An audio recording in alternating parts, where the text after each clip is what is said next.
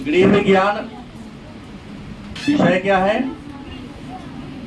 गृह विज्ञान। पाठ संख्या 10 और पाठ का नाम है बचत तथा विनियोग। पाठ का नाम है क्या है? बचत तथा विनियोग।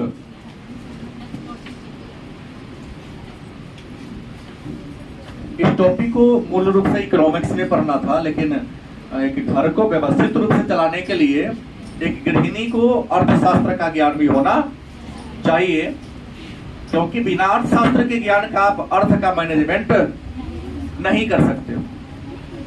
तो आज हम लोग जिस टॉपिक को पढ़ेंगे उस टॉपिक का शीर्षक क्या है? बचत तथा विनियोग। तो सबसे पहला प्रश्न आपके मन में उठेगा कि सर ये बचत क्या है? बचत क्या है? बचत कहते किसे? तो एक छोटा सा कहानी आप समझ ले। जैसे मान लो शिवानी खड़ी हो, शिवानी की मम्मी शिवानी को 100 रुपया दिया। कितना? बाजार से आलू, प्याज और चीनी खरीद के लाना है। यह बाजार में जाती है, 1 किलो आलू, 1 किलो प्याज और आधा केजी चीनी खरीद लेती है। मतलब कुल मिलाकर खर्च करती है 85 रुपीज। कितना?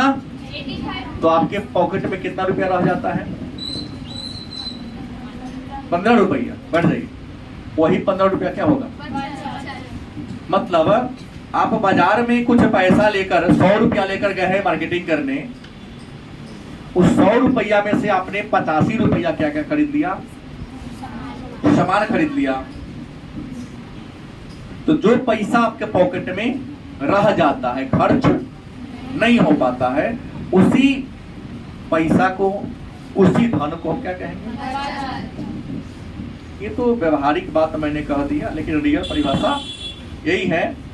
बचत को हम 3-4 तरीके से परिभाषित कर सकते हैं। पहला कि आय का वह भाग, आय का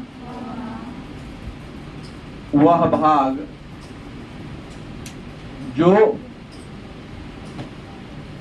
उपभोग को हम खर्च कहेंगे, तो यह समझिएगा ना, खर्च नहीं हो पाता। बचत क्या है? सही परिभाषा है ना, कि आय का वह भाग जो उपभोग, उपभोग का मतलब क्या होता है? प्रयोग। क्या होता है? नहीं हो पाता है, या खर्च नहीं हो पाता है। क्या कहोगे? तो इस लाइन को समझे या नहीं समझे? आय का वह भाग, जैसे आपके पिताजी प्रति महीना 10,000 रुपया कमाते हैं। कितना आय अर्जित करते हैं? 10,000 रुपया में आपके पिताजी की क्या है? आय है। इसमें मकान पर उन्होंने खर्चा कर दिया 1500 रुपया, शिक्षा पर खर्चा कर दिया 1200 रुपया, नहीं, बिजली पर खर्चा कर दिया 300 रुपया, नहीं, अन्य घरेलू खर्च में आ गया इनका 5,000 रुपया। घरेलू खर्च में चावल, दाल, सब्जी, नून, तेल समझ आता है, मैंने एक बार पे कर दिया, क्योंकि सबका लिस्ट लिखेंगे तो लंबा हो जाएगा। कितना खर्च कर दिया? गलती की सही? तो प्रश्न है उनका बचत कितना होगा? तो इस सबको क्या कर देंगे? जोड़ देंगे। 5,000 पहले तो 2 को 0 आ जाएगा, 3 और 2 5, 5 10 के 0 हाथ में, 1 5 6 1 7 1। यहाँ कितना लिखेंगे? बराबर कितना होगा? तो बचत कितनी हो गई? हमने क्या कहा? आय का वह भाग। किसका? तो आय कितना है, खर्चा कितना हो गया, पॉकेट में रहा कितना गया? तो आय का वह भाग जिसका उपभोग, उपभोग माने प्रयोग, अंग्रेजी में यूज, या समान अंग्रेजी में वहां तो कंजप्शन होगा, या खर्च नहीं होता है, क्या कहलाता है? किसी को दिक्कत? तो एक परिभाषा में इसमें और आपको जोड़ना चाहूंगा। एक तरीका से मैंने ये बताया, इसको एक और तरीके से परिभाषित किया जा सकता है। कहोगे कि और परिभाषा क्या हो सकती है? तो आपके मन में आना चाहिए दूसरी परिभाषा, आय का वह भाग जिसका क्या होता है, निवेश होता है।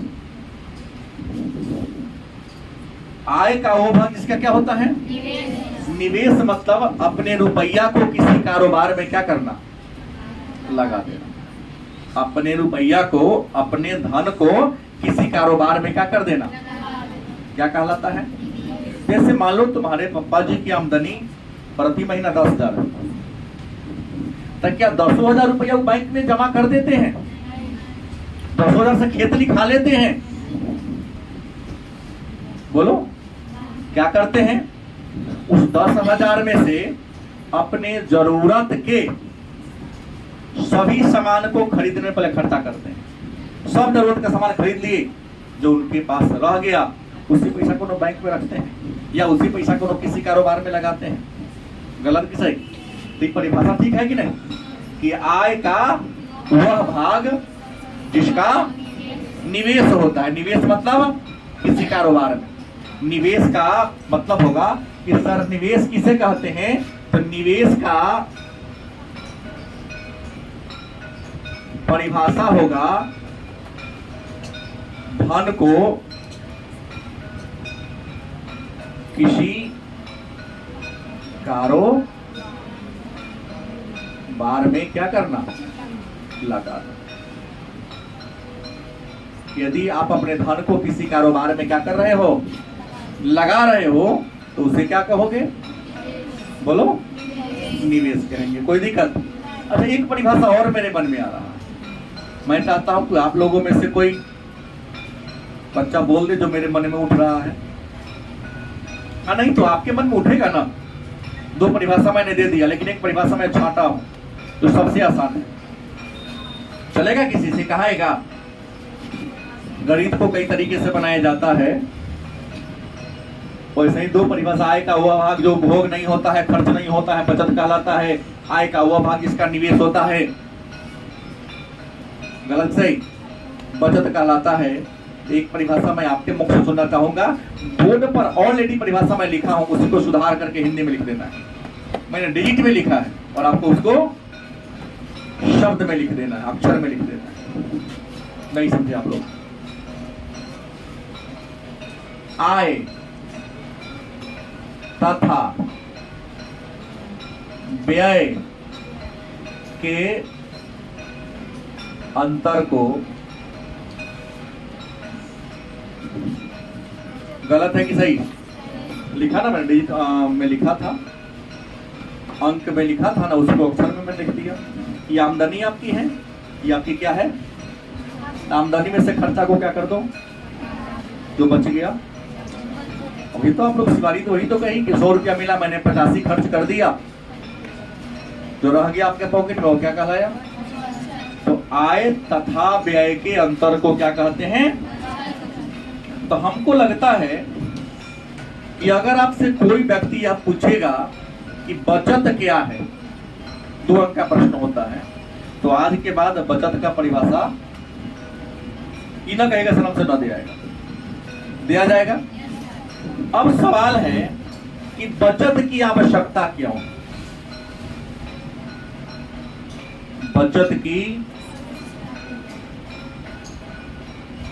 आवश्यकता क्यों?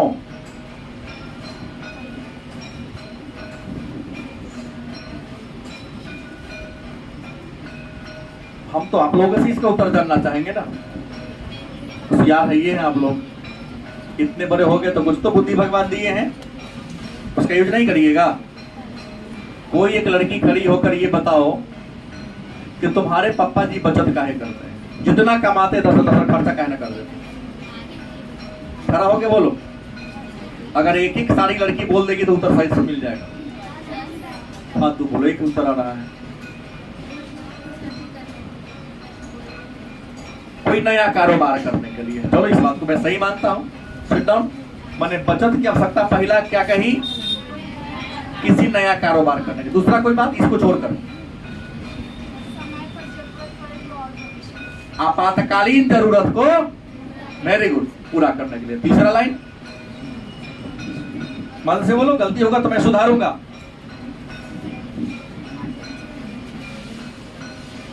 परिवार की बढ़ती जरूरत को पूरा करने के लिए, क्योंकि परिवार का जरूरत बढ़ रहा है, लेकिन पिताजी क्या है, सीमित है। गलत की सही? भले केवल पिताजी को ही एक मोबाइल की जरूरत थी, अब मम्मी को भी चाहिए। और आप लोग बड़े हो गए, पिताजी मेरा भी खरीद दीजिए, दिक्कत होता है कभी कभी। गलत की सही? अचानक उठ के आमदनी तो नहीं बढ़ी, लेकिन हर महीना 2-2 हजार बचाते चलेंगे, 3 महीना के बाद 6 हजार हो जाएगा, 3-4 हजार मोबाइल आ जाता है। गलत की सही? और जीवन की जो भौतिक जरूरत है, आवश्यकता, उसको पूरा करने के लिए बचत की आवश्यकता क्यों है, जान गए? हम लोगों ने बोला, एक दो मैं बोला, दो आप बोले। भविष्य की जरूरत को पूरा करने के लिए, भौतिक आवश्यकता को पूरा करने के लिए, आपातकालीन जरूरत को पूरा करने के लिए, और परिवार की बढ़ती अब जरूरत को पूरा करने के लिए। क्योंकि अब छोटी थी, आप लोग को जरूरत कम था ना। अठनिया में तो काम चल जाता, चक्रेट में पापा बहुत सारा काम चलेगा, क्या नहीं। और डेयरी में लेकर अच्छा लगता है। भले एक लिट्टी आप लोग खा पाते थे नहीं, अब 2 गोली से काम चलता भी नहीं। अब तो 2 चलेगा, 1 से काम चलने वाला नहीं। बड़े हो रहे तो पेटों का साइज बढ़ रहा है, तो भाई जितना ज्यादा लिट्टी खाओगे पापा को उतना ज्यादा तो पैसा लगेगा। अगर नहीं बचा पाएंगे तो 2 लिट्टी खरीद पाएंगे नहीं। बचपन में खाली कपड़ा उपड़ा चाहिए, अब तो नाक कान सब चाहिए, और बंदा तो छुटवो करता है। तो उम्मीद है कि आप लोग इसका उत्तर दे सकती हो कि बचत की आवश्यकता है क्यों। अब प्रश्न है अगला, बचत का महत्व। बचत का ऑब्लिक लाभ। बचत का महत्व क्या है या बचत का लाभ क्या है? तो याद रखो, बचत का मानव के जीवन में बड़ा महत्वपूर्ण स्थान है, क्योंकि बचत करने से नंबर 1 आपके अंदर आत्मविश्वास की भावना जगती है। गलत की सही? कोरोना काल में वही रोया जो 60 कमाया 62 खाया, लेकिन वो हंसता रहा जो 60 कमाया 40 खाया, क्योंकि हर महीना उसने 20 बचाया था। तो बचत करने से आपके अंदर एक आत्मविश्वास की भावना जगती है कि चलो अगर कभी विपत्ति आ जाएगा तो हमारे बैंक में इतना स्टॉक है, उससे कुछ महीनों के लिए अपने जरूरत को मैं पूरा कर सकता हूं।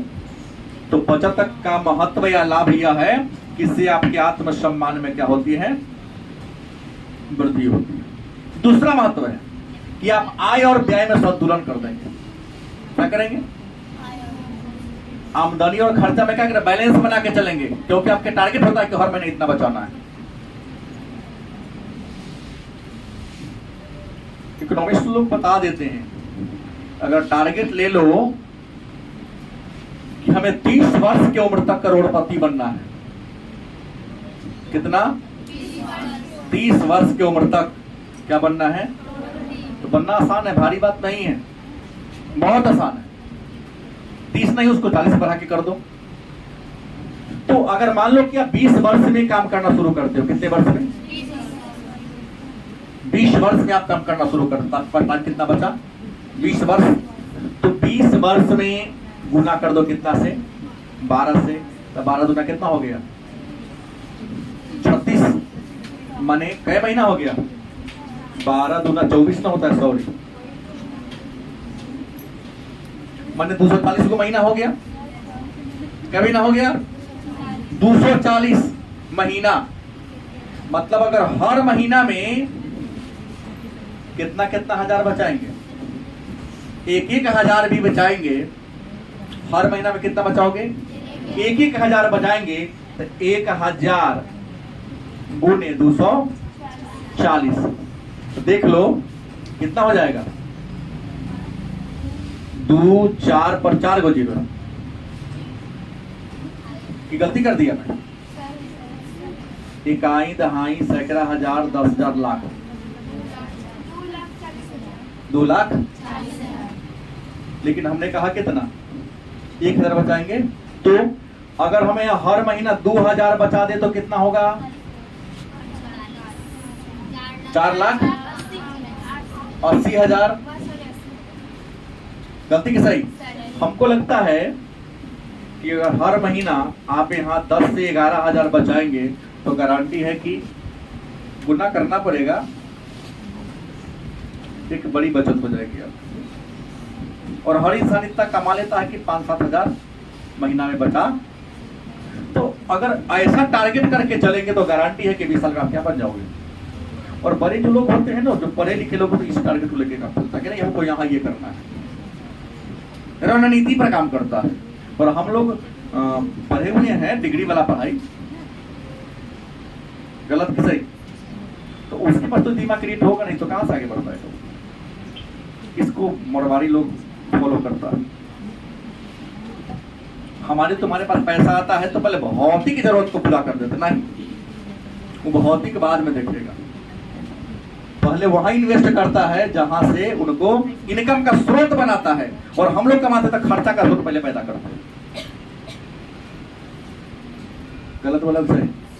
जीवन में आगे बढ़ने के लिए इनकम का स्रोत अधिक से अधिक क्रिएट करो, क्योंकि जितना ज्यादा इनकम का सोर्स ऑफ इनकम का ये जो स्रोत होगा, आप उतना तीव्र गति से क्या करेंगे, आगे बढ़ेंगे। लेकिन शिक्षा के अभाव या उचित शिक्षा न मिलने क्या करना, पैसा नहीं कर पाते। देख रहे गति आ रही है हमारा, देखो हमारा तो नीमन है।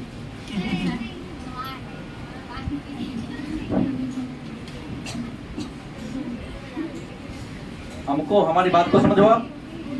तो हमने कहा बचत का महत्व क्या है, लाभ क्या है, जान गए। अगला, पारिवारिक चक्र को चलाने के लिए, क्योंकि जरूरी नहीं कि आज जो स्वस्थ है कल भी स्वस्थ रहेगा। तो परिवार के चक्र को चलाना है तो ये करना होगा।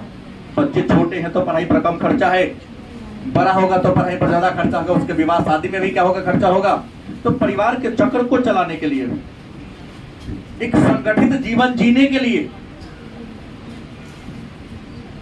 और कुछ ऐसी आवश्यकता है जो आप देख नहीं पाते हो, अनदेखी आवश्यकता, मतलब कुछ आपकी ऐसी आवश्यकता है जिसको आप देख नहीं पाते हो। तो अनदेखी आवश्यकता को पूरा करने के लिए भी बचत का महत्व है, क्योंकि अनदेखी आवश्यकता में मनुष्य एक सामाजिक प्राणी है, समाज में रहता है। गलत की सही? समाज में रहते तो समाज में तो बहुत सारी अनेक सारी जरूरतें हैं। नातेदार रिश्तेदार में कब किसकी शादी बन जाए, कब कोई बीमार पड़ जाए, कब किसकी मृत्यु हो जाए, न मैं जानता हूं ना आप जानते हो। तो वैसे के लिए बोझ गल करना, कुमरा का पेड़ आज लगाएंगे तो फल देगा, अंकुरन भी बीज में से नहीं होगा। तो पहले से करेंगे तब ना होगा। ये बात को समझ गए? अब प्रश्न है, तो बचत के माध्यम कौन कौन हो सकता है?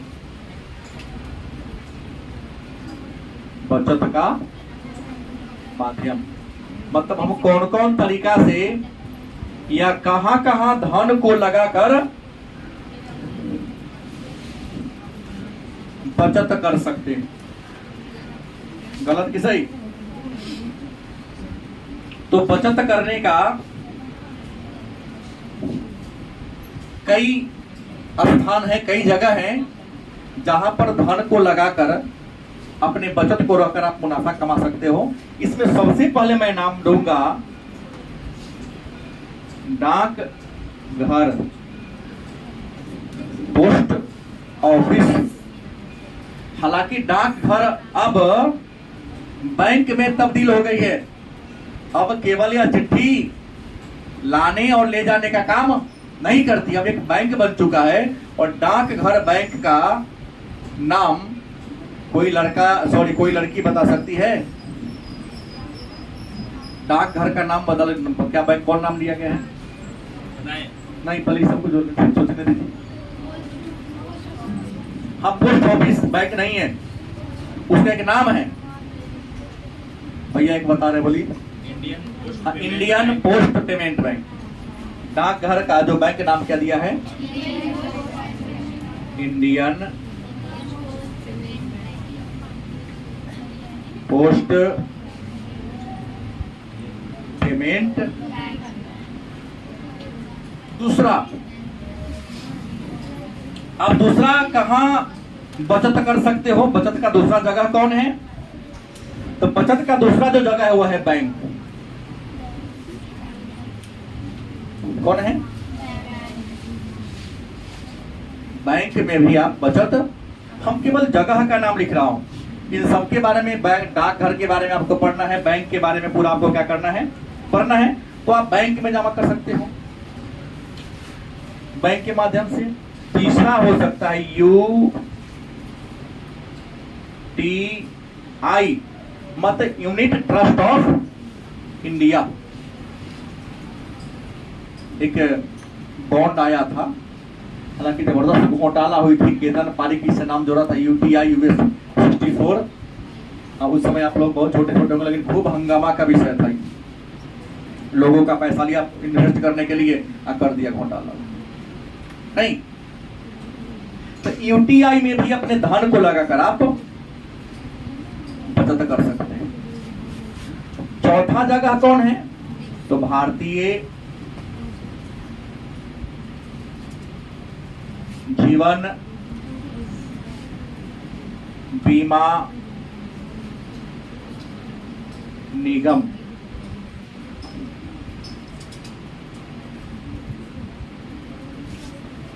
हमने भारत का इसलिए लिख दिया, इसको हम भारतीय का जीवन बीमा निगम आप कह सकते हो, अंग्रेजी में LIC। यहां भी आप रुपया रखकर बचत कर सकते हो। इसके अलावा और भी है, कोई व्यवसाय, छोटा मोटा व्यवसाय कम करके, और भी व्यवहारिक तरीका है बचत करने का, बता रहा हूं। छठा तरीका हो सकता है खर्च को कम करके, खर्च में कटौती करके। गलत है सही? हम जो खर्च करते हैं ना, हम, आप, संसार के सभी लोग, इसमें कुछ खर्च, अधिकांश तो जायज होते हैं, लेकिन कुछ खर्च नाजायज भी होते हैं। आप फीलिंग करना कभी कभी कि आपके द्वारा, आपके माताजी के द्वारा, आपके पिताजी के द्वारा बहुत प्रकार के क्षेत्र में खर्च किया जाता है। उनमें कुछ खर्च क्या होते हैं? कुछ नहीं, अधिकांश खर्च जायज होते हैं, लेकिन कुछ ऐसे भी खर्च है जो हम, आपको नहीं लूंगा, अब तो बच्चे हैं, आप तो कुरकुरे पानी पूरी के बिना चीनी कटोरा बनाएगा, आइसक्रीम बनाएगा, तो भात के बिना रहा जा सकता है, रोटी के बिना रहा, क्या है माँ? लेकिन आइसक्रीम के बिना रहा जाएगा नहीं। तो 2 दिन तक भाते नहीं खाएगी, तो आइसक्रीम खा के 4 दिन जिंदा रह लेगी, लेकिन भात के बिना रह लेंगे, बिना आइसक्रीम के जिंदा।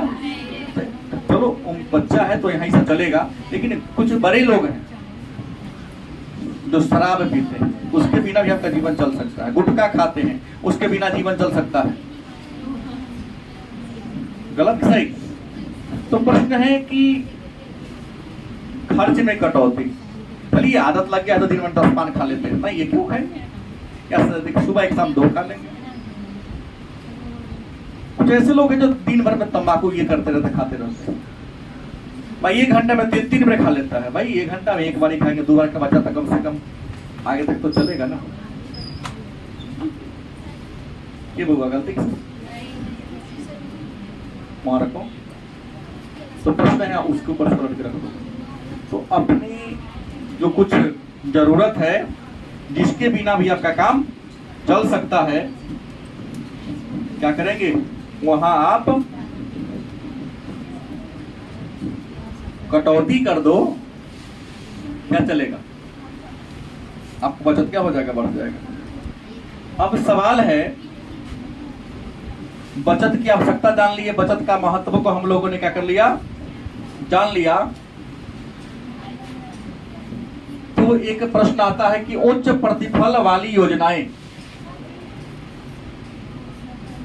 उच्च प्रतिफल वाली योजनाएं मतलब बचत करने के लिए हमने कहा इन जगहों पर आप अपना क्या करेंगे, पैसा को लगाएंगे तो आपको फायदा ज्यादा होगा। तो एक बात ख्याल रखना है कि रुपया को किसी कारोबार में लगाने से पहले आपको देखना पड़ेगा कि कहां हम धन को लगाएंगे तो हमको प्रतिफल माने मुनाफा क्या मिलेगा, ज्यादा मिलेगा। हम LIC में ही पैसा जमा करने जा रहे हैं, तो LIC में तो बहुत सारे क्या बोलते हैं उसको, प्रीमियम है, बहुत सारी LIC की योजनाएं हैं।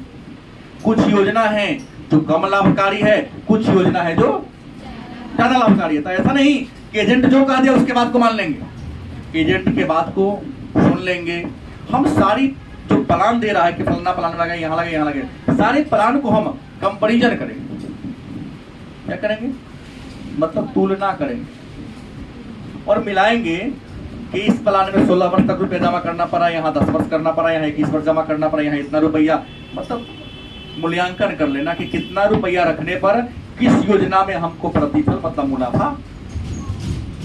जो इंसान ये सोच समझ कर इन्वेस्ट करता है, चाहे बैंक में करे, चाहे LIC में करे, चाहे डाकघर में करे, चाहे UTI में करे, वो ज्यादा कमाता है।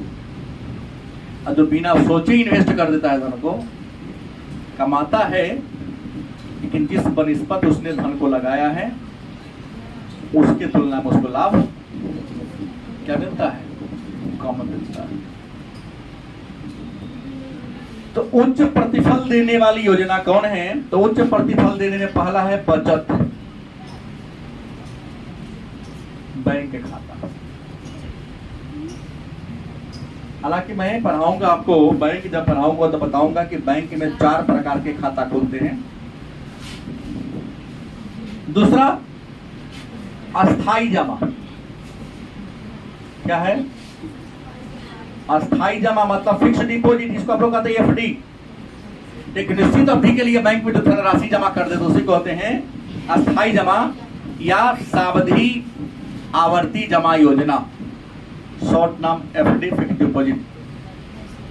बैंक कोई 90 महीना में, कोई 100 महीना में, कोई 102 महीना में, तो कोई 101 महीना में धन को दुगुना कर देते। तीसरा जगह है जीवन बीमा, यहां भी रिटर्न क्या है, ज्यादा है। जीवन बीमा निगम में भी आपका रिटर्निंग क्या मिलता है, ज्यादा मिलता है। धनराशि लगा दिए, अगर आपदा कैसी ऐसी आ गई तो उसमें से जमा किए गए राशि का 60 से 17% आप लोन के रूप में ले हो सकते हैं। गलत कि सही? इसके अलावे FI बॉन्ड्स,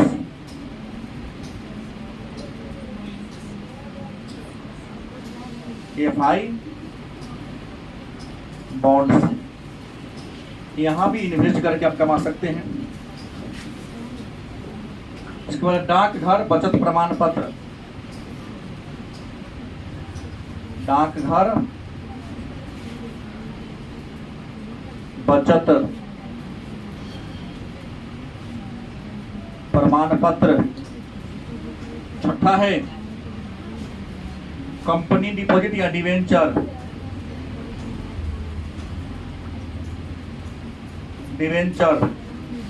और सातवां है म्यूचुअल फंड। खूब टेलीविजन में आजकल प्रचार कर रहा है म्यूचुअल फंड का। इन्वेस्ट कीजिए और थोड़ा सावधानी से इन्वेस्ट कीजिएगा ना, तो म्यूचुअल फंड में लंबी अवधि के लिए पैसा जमा करोगे तो आपको वहां रिटर्निंग बहुत ज्यादा मिलता है। बात समझ गए? बोलता है 12%, 13%, कई बार तो 15% वहां ब्याज मिल जाता है। 15% माने 100 रुपया का साल भर में 15। ये नहीं कि महाजन तो ज्यादा लेता, 24%, 36%, 48%, 60% लेता है। तो यहाँ धन डूबने की भी संभावना होती है। ले लेगा स्ट्रॉन्ग ना देंगे तो कभी कर लेगा, तो केस करो, जाओ कर दो, क्योंकि ब्याज लगाने वाले का ऐसा कोई लाइसेंस वाइसेंस नहीं होता। आप लगाते हैं तो नैतिकता है कि वो लेन देन कर रहा है ईमानदारी से।